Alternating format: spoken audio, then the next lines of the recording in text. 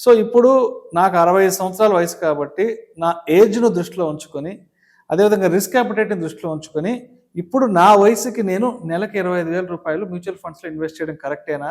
లేదంటే వేరే ఇతర ప్రత్యామ్నాయ పెట్టుబడి మార్గాలు ఏమున్నాయో చెప్పగలంటూ కూడా.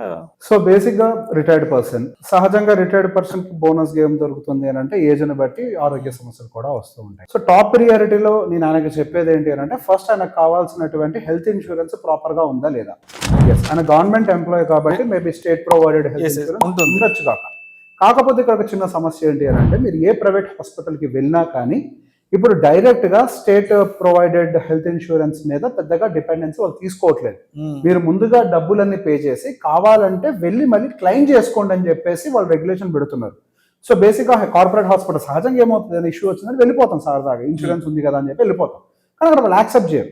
సో ఇటువంటి సిచ్యువేషన్‌లో మనం ఇబ్బంది పడకుండా ఉండాలి అని అంటే ఒక ప్రైవేట్ ఇన్సూరెన్స్ అనేది కంపల్సరీ తీసుకొని ఉండాలి. సమ్ టైమ్స్ మన దగ్గర డబ్బులు ఉండొచ్చు, లేకపోయి ఉండొచ్చు.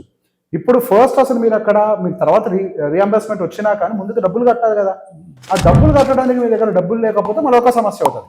రెండు, హెల్త్ ఇన్సూరెన్స్ కంపల్సరీ తీసుకోవాలంటే హెల్త్ ఇన్సూరెన్స్ అనేది ఒక రకంగా చెప్పాలంటే మీ డబ్బులకి భద్రతది.